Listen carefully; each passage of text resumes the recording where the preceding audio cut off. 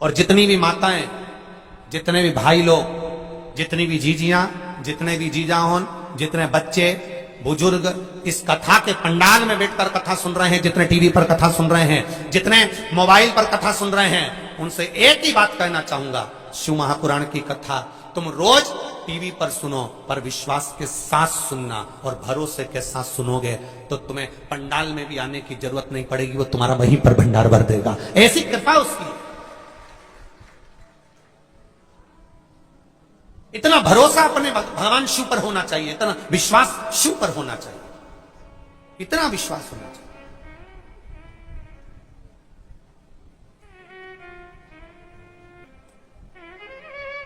जिस कॉलोनी में, जिस बिल्डिंग में, जिस सोसाइटी में, जिस मोहल्ले में, जिस क्षेत्र में शंकर भगवान का शिवलिंग नहीं होता, उस क्षेत्र का कभी विकास नहीं होता। शिवलिंग का होना जरूरी है। एक छोटी सी तुम्हारी कॉलोनी है, उसमें शंकर का शिवलिंग होना जरूरी है। एक छोटी सी तुम्हारी सोसाइटी है, उसमें शंकर का शिवलिंग होना जरूरी है। एक छोटी सी कॉलोनी है, उसमें शंकर का शिवलिंग होना जरूरी है। घर के अंदर छोटा सा नर्मदेश्वर होना जरूरी है। भले पीतल का शिवलिंग हो, तांबे का हो, पत्थर का हो, चीनी, तुम्हारी मर्जी हो, जिसका ऊपर घर में शिवलिंग एक छोटा सा जरूर हो। क्यों हो? क्योंकि हमारे घर में शिवलिंग रहता है तो हमारे घर में अगर कोई दुख भी आता है तो मेरा भोलेनाथ उसको अपने ऊपर झेल लेता है। इसलिए शिवलिंग होना चाहिए।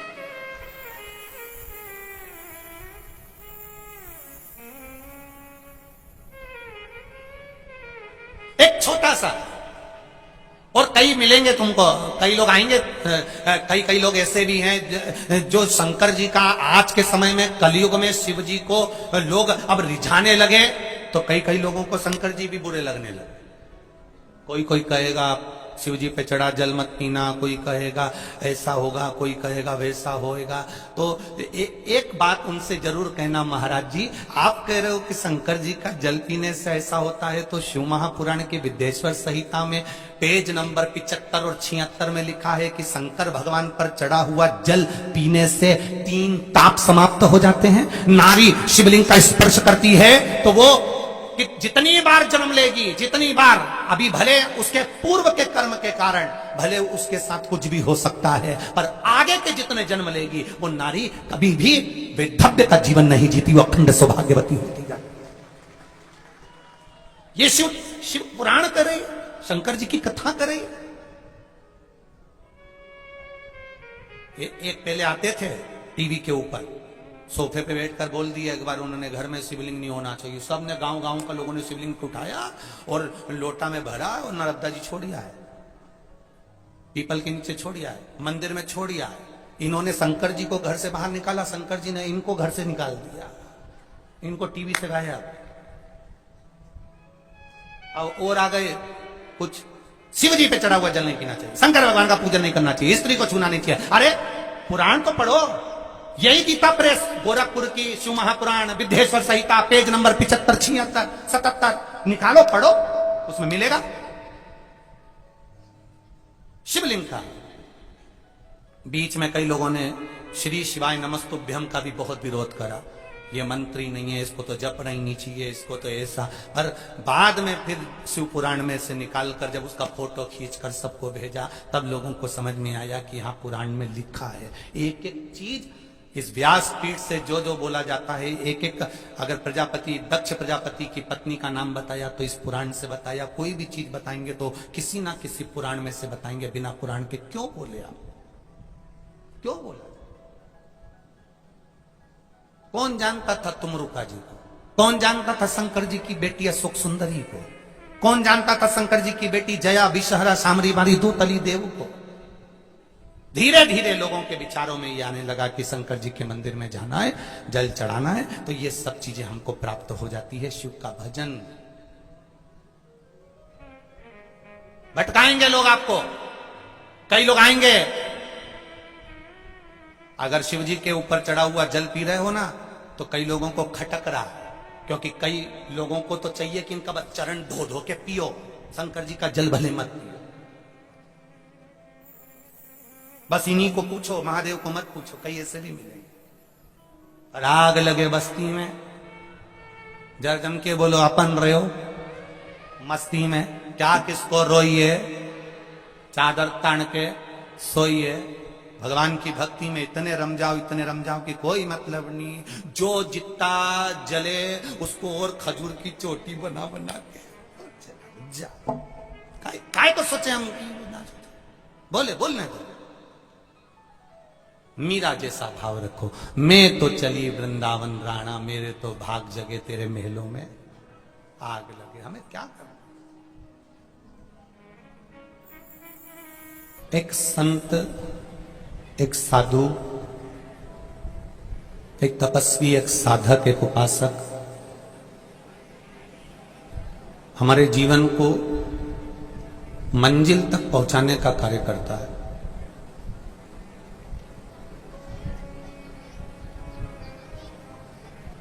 एक साधु का जो कार्य है, एक संत का जो कार्य है, एक उपासक, एक गुरु का जो कार्य है,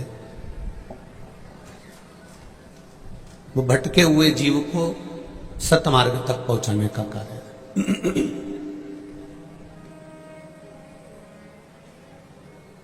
आप किस तरह से भगवान की शरणागति में पहुंच सकते हैं, आप किस तरह से भगवान के हो सकते हैं, आप किस तरह से परमात्मा का भजन कर सकते हैं, ये संत, ये साधु, ये सन्यासी, ये तपस्वी, ये साधक, ये उपासक आपके मार्ग को निश्चित करता है।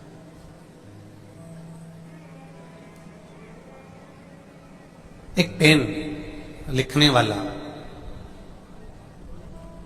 वो सोने का है, चांदी का है, पेन लकड़ी का है, प्लास्टिक का है। एक पेन, एक कलम, वो 500 की है, 1000 की है, 5000 की है, 10,000 की है, 25,000 की है, 50,000 की है, उससे कोई फर्क नहीं पड़ता। पेन की मूलता यह होती है कि जो कागज पर लिखा गया, पेन 1000 का, लाख का, सोने का, चांदी का, प्लास्टिक का, लकड़ी का, लोहे का, उससे कोई फर्क नहीं पड़ता। पर पेन की मूलता है कि वो जो लिखा है उस अक्षर की मूलता मानी जाती है, जितनी पेन की मूलता नहीं। आपने कितने कीमती कपड़े पहने वो मूल नहीं रखते। आपने कौन सी कंपनी की चीज पहनी उसकी कोई मूलता नहीं। आपने कितने करोड़ों का मकान बनाया, कितने लाखों का मकान बनाया, कितना बड़ा महल बनाया, वो मूल नहीं है। आपने अपने शरीर पर कितना खर्च करा, वो मूल नहीं है। मूल है मकान कितना बड़ा बनाया, उससे कोई मतलब नहीं, पर उस मकान में भजन कितना होता है, शरीर पे कितने के जेवर पहने, कितने के कपड़े पहने, वो मूल नहीं है। पर इस शरीर से कितनी जनमानस की सेवा होती है। करोड़ों के आपने आभूषण तैयार करे, पर आपकी जिह्वा से, आपकी वाणी से कितना भजन होता है, मूल वो है।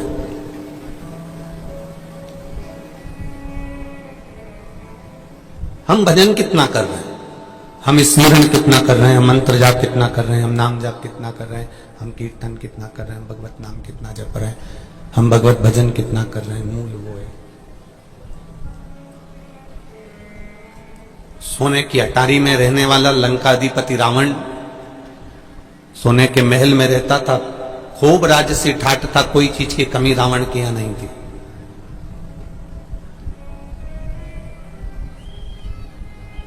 पर भजन भी कब करता, भजन भी कब धारण करता था, जब कहीं किसी पर आक्रमण करना हो या कुछ प्राप्त करना हो, तब भगवान की, शंकर भगवान की शरणागति ग्रहण करता था।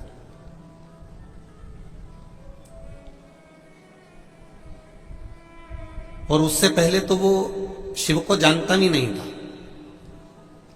वो तो जब उसने अपने भाई पर आक्रमण करा, पुष्पक विमान उसने ले लिया, और उस विमान को लेने के बाद में जब वो चला और लेकर जब कैलाश पर्वत के ऊपर से जा रहा था, और जाते समय कैलाश पर्वत के ऊपर वाहन रुक गया, वो विमान रुक गया।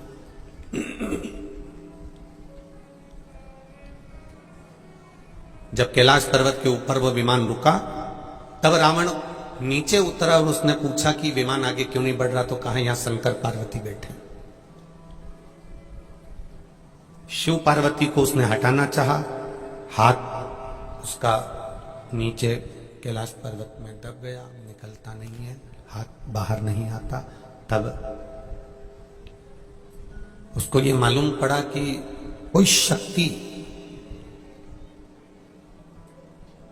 जो किसी में नहीं है, कोई ऐसी शक्ति जो कहीं देखने को नहीं मिली, वो शक्ति लंकाधिपति रावण को देवादिदेव महादेव के कैलाश पर्वत पर देखने को मिली। तब रावण के हृदय में शिव जी के प्रति विश्वास जागृत हो गया।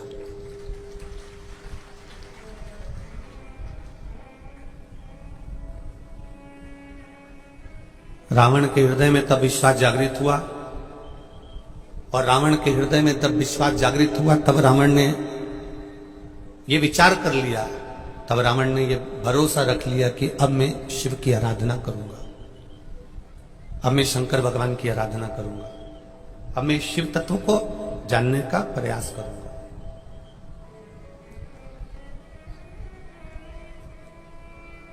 और लंकाधिपति रावण सोने की लंका में रह रहा है, अप्सराएं भी उसके दरवाजे पर नृत्य करती हैं, धन वैभव सत्ता सब कुछ उसके पास में, सब कुछ, पर प्रभु का भजन उसके पास में नहीं है। आप सोने की अटारी बना लो, बड़ा सारा महल बना लो, खूब सुंदर कपड़े पहन लो, खूब सुंदर आभूषण बनवा लो, पर आपके हृदय में किसी के दुख को देखकर दुखी होना नहीं सीखा, आपके हृदय ने किसी को सुख को देखकर सुखी होना नहीं सीखा, आपके हृदय ने अगर किसी पराये के दर्द को जानना नहीं सीखा, तो फिर सोने की अटारी और सोने का महल और अच्छा कपड़ा किसी काम का नहीं है, वो किसी काम का नहीं। दक्ष प्रजापति की धर्मपत्नी वीरणी, जो नित्य प्रति प्रभु सेवा में लगी रहती थी, भगवान के भजन में लगी रहती थी, वो वीरणी, जिसका एक नाम आसिकनी भी है,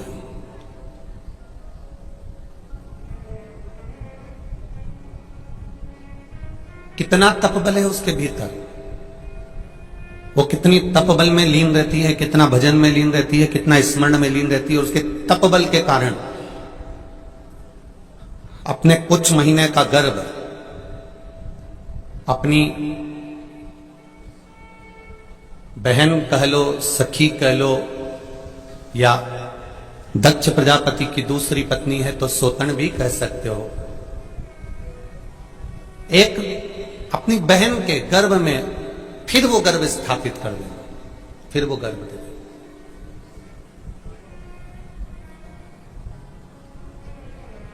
पराये दर्द को जो अपनाए उसे इंसान कहते हैं। वीरणी ने यह विचार कर लिया था कि मेरे गर्भ में जो बच्चा है और प्रसूति चाहती है कि मेरे गर्भ में भी आद्य शक्ति मां दुर्गा, मां भवानी, मां जगत जननी, मां जगदम्बा, मां देवी मेरे भी गर्भ में आकर विराजमान हो। ये उसके भीतर एक उत्साह था।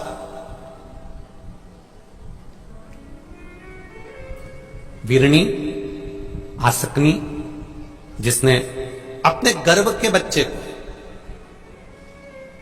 जिसको मालूम है ये दुर्गा है, जिसको मालूम है ये शिवा है, जिसको मालूम है ये आद्य शक्ति है, उस आद्य शक्ति को, उस गर्भ में विराजमान संतान को कुछ महीने के गर्भ धारण करने के बाद माता प्रसूति को प्रदान कर देती है, क्योंकि प्रसूति का भी तपबल बड़ा प्रबल है, प्रसूति का भी भजन बड़ा प्रबल है, प्रसूति की भी भक्ति बड़ी प्रबल है, प्रसूति का भी नाम जाप बड़ा प्रबल है।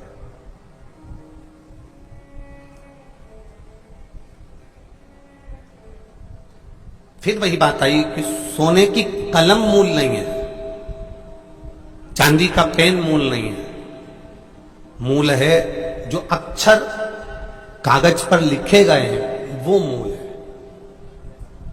आपके पास में करोड़ों का धन वो मूल नहीं है, पर आप किसी भूखे को भोजन करा रहे हो, किसी प्यासे को पानी पिला रहे हो, मूल वो है।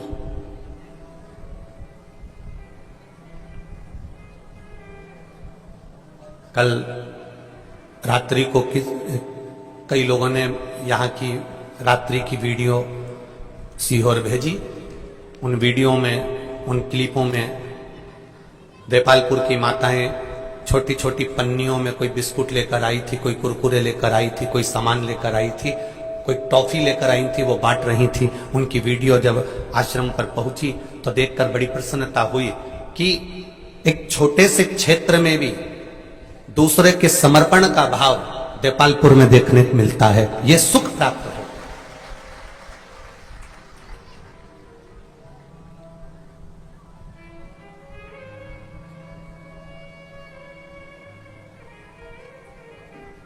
आपका समर्पण ही देखने को मिल रहा है, आपका विश्वास देखने को मिल रहा है।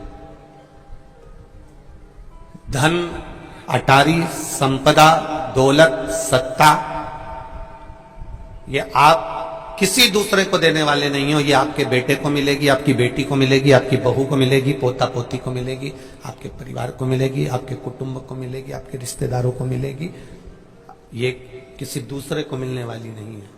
पर इस अटारी में रहते हुए, अंबानियों में रहते हुए, सोना चांदी में रहते हुए, धन वैभव सत्ता में रहते हुए आपने अपने हाथों से किसी को जल पिला दिया, अपने हाथों से किसी को एक अन्न का निवाला दे दिया। बस आपके खाते में ये जमीन जायदाद की जो रजिस्ट्री है, ये रजिस्ट्री तो यहीं छूट जाएगी। पर आपने अगर किसी को एक गिलास पानी पिलाया है, ये उसकी रजिस्ट्री में लिखा गया तो ये वहां तक चली जाएगी। ये उसकी रजिस्ट्री में अगर लिखा गया है।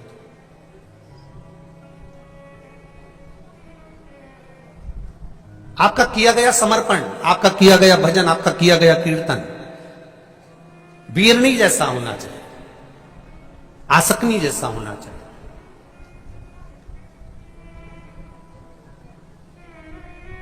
कितनी सुंदर बात कही है शिव पुराण में।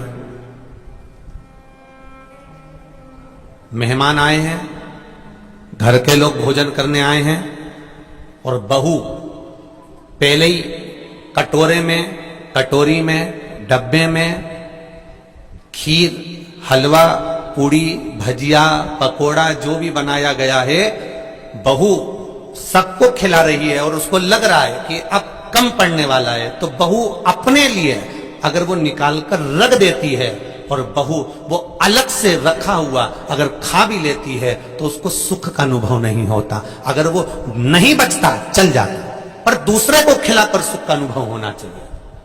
कई लोगों की आदत होती है, बनाकर पहले अपने लिए अलग से रख लिया, फिर मेहमानों को खिला दिया, रिश्तेदारों को खिला दिया, नातेदार आए उनको खिला दिया, अपने लिए पहले सेव कर कर रख लिया, अपने लिए पहले कटोरे में, कटोरी में संभाल कर रख लिया। अब सब खा लेंगे और मेरे लिए नहीं बचा, तो शिव महापुराण की कथा कहती है, नहीं बचे उससे बढ़कर कोई सुख नहीं है। जाने दे, तेरे को परमात्मा लाकर खिला कर जाए। तेरे भीतर ये विश्वास होना चाहिए, तेरे भीतर ये भरोसा होना चाहिए, तेरे भीतर ये दृढ़ता होना चाहिए।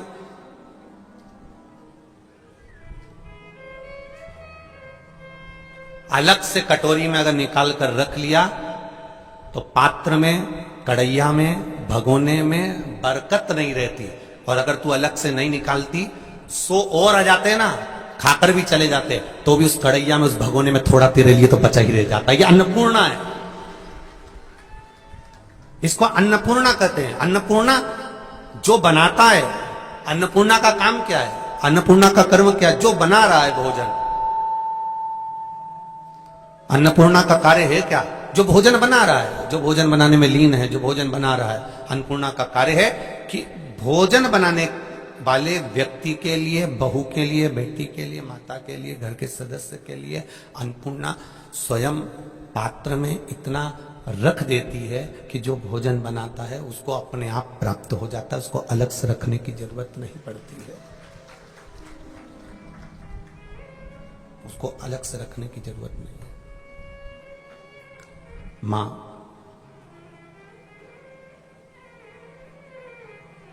घर की जो बुजुर्ग माताएं होती हैं ना, घर की जो बूढ़ी बूढ़ी माताएं होती हैं, बहू कभी कभी उनको देखकर आश्चर्य करती है। बूढ़ी बूढ़ी माओं को आम का रस बनाया इतना सा सास ने, बहू बनाती इतने बड़े भगोने में, सास ने बनाया इतनी सी भगोनी में। अब दोनों में अंतर देखना, बहू ने सब्जी बनाई इतनी बड़ी कढ़ाई में, सास ने सब्जी बनाई इतनी सी कढ़ाई में, दोनों में अंतर देखिएगा। बहू ने रोटी बेल बेल के बना के डब्बा भर दो इतना बड़ा, और सास ने रोटी बनाई इतनी सी, वो भी डब्बे के ऊपर ही रखी है थोड़ी सी। बहू कहती है मां ये तो कम पड़ेगी जो तुमने बनाई है, मैं रोज इतनी रोटी बनाती हूं तो खत्म हो जाती है, इतना बड़ा भगोना भरकर सब्जी बनाती हूं तो खत्म हो जाती है, इतना भगोना भरकर अमरस बनाती हूं तो खत्म हो जाता है, इतना भगोना भरकर खीर बनाती हूं तो खत्म हो जाता है, और तुमने तो इतनी सी भगोनी में बनाया, इतने से पात्र में बनाया, इतना सा सामान बनाया, ये तो 2 मिनट में खत्म हो जाएगा। सास बोली तू तो जाके बस परोसगारी कर, बाकी के मैं सब निपट लूंगी। और सास रसोई घर में भोजन छोटे पात्र में बना रही है, बहू परोसगारी कर रही है, दिल से बहू ने परोसा, दिल से खिलाया, और सास जो छोटे बर्तन में भोजन बनाई थी वो बर्तन आखिरी तक खाली नहीं हुआ क्योंकि उसका दिल बड़ा था। उसने अपने लिए नहीं सोचा पहले कि मैं बचेगा कि नहीं बचेगा। रसोई घर में भोजन बनाते समय आपके मन में यह विचार नहीं आना चाहिए कि बचेगा कि नहीं बचेगा। अगर थोड़ा भी बनाया है तो तुम्हारे मन में यह विचार आना चाहिए कि मैंने महादेव के लिए बनाया है। आप थोड़ा भी बनाए हो तो यह विचार आना चाहिए कि अन्नपूर्णा ने बनाया है। अगर इतना सा हलवा भी बनाए, इतना सा सीरा भी बनाए, कभी विचार लगे ना नर्मदा जी के घाट पर जाना, और नर्मदा जी के घाट पे छोटी सी कढ़ाई में लोग हलवा बना लेते हैं, सीरा बना लेते हैं, मीठी थुली बना लेते हैं, इतनी सी बनाते हैं, सबको खिला देते हैं, उसके बाद भी थुली कढ़ाई की कढ़ाई में रह जाती है, क्योंकि उसमें बनाया जाता है तो प्रसाद की मूलता हो जाती है। और प्रसाद जब मां, घर की बुजुर्ग मां जब भोजन बनाती है तो ये विचार से बनाती है कि मैं अपने बच्चों के लिए बना रही हूं। एक मां अन्नपूर्णा की तरह अपने बच्चों का भरण पोषण करने के लिए बनाती है, और घर की बहू भी भोजन बनाती है, मना नहीं, पर उसके मन में यह आना चाहिए कि ये मैं भोजन जो बना रही हूं, मैं घर के प्रत्येक भगवान के तुल्य, जो मेरे देवर जेठ सास ससुर पति जो कोई भी घर में विराजमान है, सबको परमात्मा के तुल्य मानकर मैं भोजन बना रही हूं। सास भोजन बनाती है तो गुनगुनाते भोजन बनाती है, बहू भोजन बनाती है तो व्हाट्सएप चलाते चलाते भोजन बनाती है, अंतर रह जाता है। भोजन बनाते बनाते टीवी पर ध्यान है, नाटक पे ध्यान है, सीरियल पर ध्यान है। अगर भोजन बना रही है सास तो वो अपना चित्त, अपना मन, अपनी बुद्धि, अपना दृष्टि भगवान की भक्ति में रखती है। उस भोजन में स्वाद भी बढ़ जाता है, उसका एक आनंद भी बढ़ जाता है, उसका एक सुख भी बढ़ जाता है, उसमें एक रस तत्व बढ़ जाता है।